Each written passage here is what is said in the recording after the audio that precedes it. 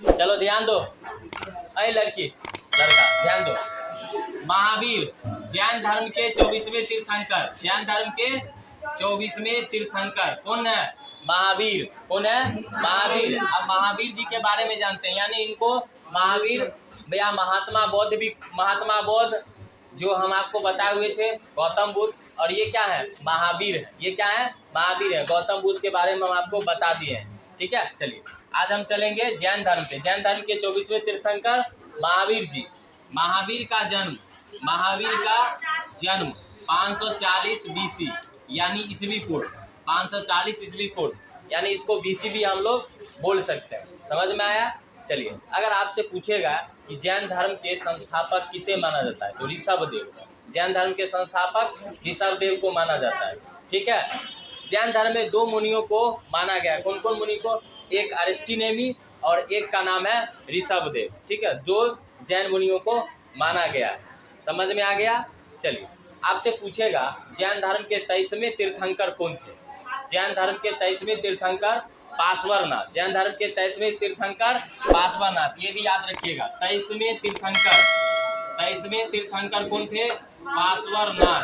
पार्श्वनाथ जैन धर्म के 23वें तीर्थंकर। ठीक है, अब बताइए जैन धर्म के 23वें तीर्थंकर कौन थे? पार्श्वनाथ। तो इनके पिता का क्या नाम था? इनके पिता का नाम काशी नरेश अश्वसेन। क्या नाम था? काशी नरेश अश्वसेन।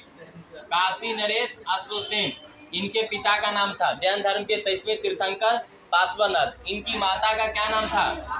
वामा। माता का नाम वामा। जैन धर्म में ये भी अच्छे जो है कामों को किए। ठीक है, चलिए उसके बाद 24वें और अंतिम तीर्थंकर वास्तविक संस्थापक महावीर को ही माना जाता है। जैन धर्म का वास्तविक संस्थापक किसको माना जाता है? महावीर को माना जाता है। अब हम लोग महावीर के बारे में जानेंगे। अब हम लोग किनके बारे में जानेंगे? महावीर के बारे में। और बीच बीच में हम पीछे से क्वेश्चन भी आप लोग को पूछेंगे, तो आप लोग बताइएगा। तो महावीर जो थे वो 24वें तीर्थंकर थे। उनका जन्म 540 ईस्वी पूर्व में हुआ था।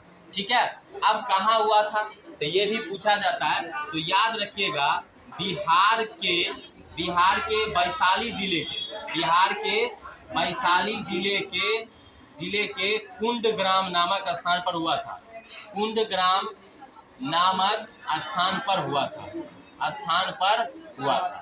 ठीक है, अब ये कुंडग्राम क्या है? तो बउआ बिहार का एक वैशाली जिला है, वहाँ जो एक गांव था कुंडग्राम, वहीं इनका क्या हुआ था?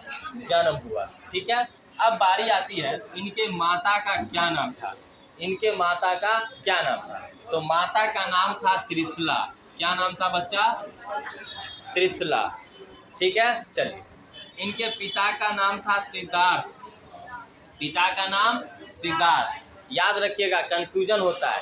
वहाँ देखिएगा इनमें वो महात्मा बुद्ध में गौतम बुद्ध का बचपन का नाम सिद्धार्थ था। ठीक है, लेकिन इसमें आइएगा तो महावीर में आइएगा तो महावीर के पिता का नाम क्या था? सिद्धार्थ था।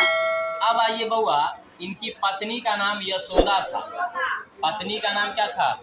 यशोदा। और उनकी पत्नी का नाम, गौतम बुद्ध की पत्नी का नाम यशोधरा था। गौतम बुद्ध की पत्नी का नाम यशोधरा और इनकी पत्नी का नाम यशोदा था। सारी बात समझ में आ गया होगा क्या? चलो, ओए क्या है तुम लोग को? ध्यान दो इधर। ये सब जो है मतलब ध्यान ही नहीं देती। ध्यान दो। याद है क्या? ये सब याद है तुम लोग को? चलो, नहीं याद है तो ध्यान से सुनो।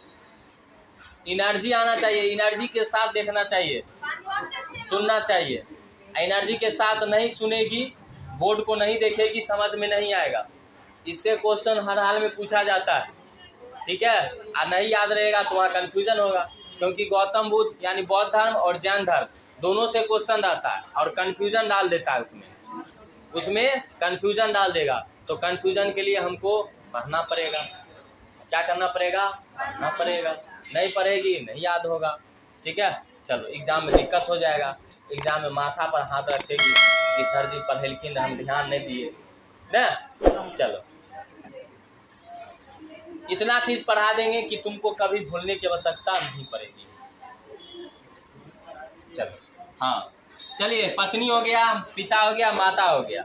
आए हो गया। चलिए अब इनकी भी एक बेटी हुई, इनकी क्या हुई, एक बेटी हुई। बेटी का नाम था नूनू। अयोजना, अयोजना प्रिय दर्शनी, अयोजना प्रिय दर्शनी इनकी बेटी का नाम था। ठीक है, चलिए इनकी बेटी का नाम था अयोजना प्रिय दर्शनी, याद रखिएगा। चलिए अब क्या होता है कि ये जो है गृह त्याग कर देते हैं। इनको भी गौतम बुद्ध की तरह महात्मा बुद्ध को भी ज्ञान प्राप्ति करना था। तो ये 30 वर्ष की उम्र में, पहले ये जानिए इनके एक बड़े भैया थे, बड़े भैया थे, यानी बड़े भैया का नाम नंदीवर्धन। बड़े भैया का क्या नाम था बुआ?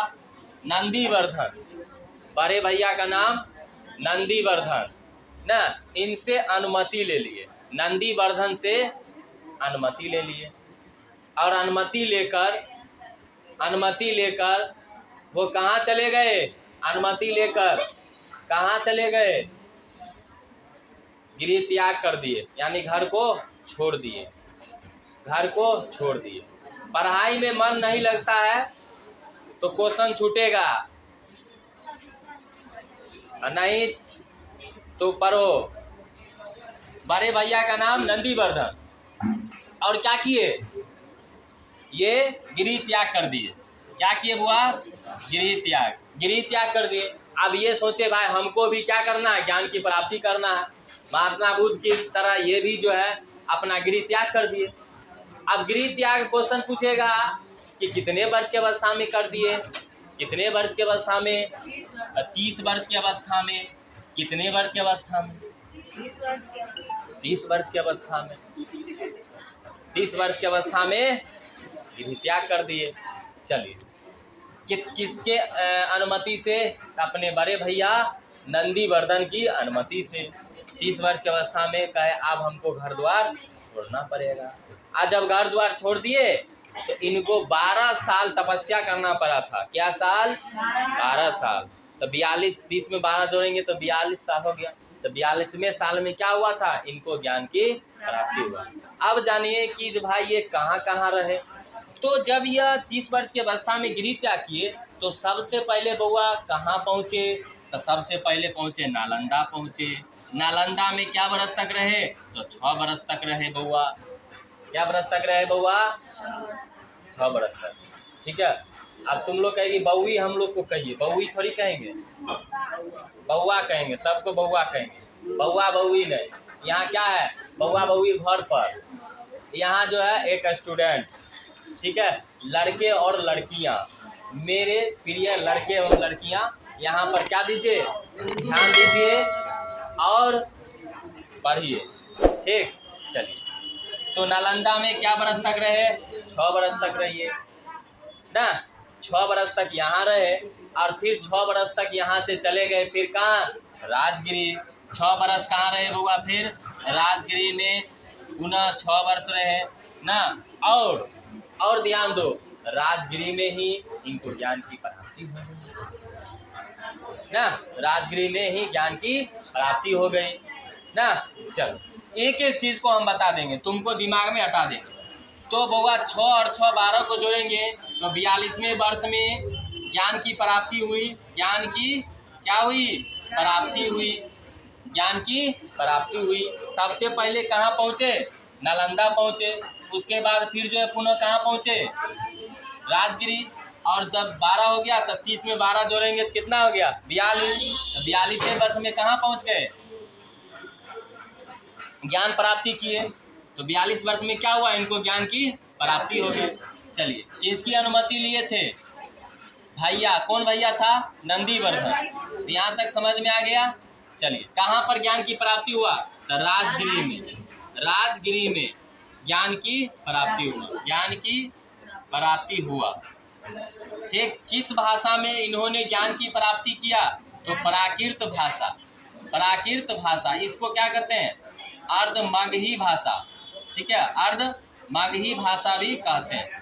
ठीक, तो क्वेश्चन आता है कि महात्मा बुद्ध जो थे, यानी महावीर, याद रखो, महावीर जी ने अपना जो उपदेश दिए वो किस भाषा में दिए, तो याद रखिएगा प्राकृत भाषा अर्धमगही में, प्राकृत भाषा अर्धमगही। इसको प्राकृत याद रखो, कभी कभी पूछा जा सकता है, तो याद रखिएगा। कहाँ ज्ञान की प्राप्ति हुआ, राजगिरी। ठीक है, चलिए यहाँ तक समझ में आ गया। अब बारी आती है कि जब ज्ञान की प्राप्ति हो गया, ठीक है, तब क्या हुआ, तब जैन संगति हुई। जैसे बौद्ध संगति हुआ था उसी तरह जैन संगति भी हुआ।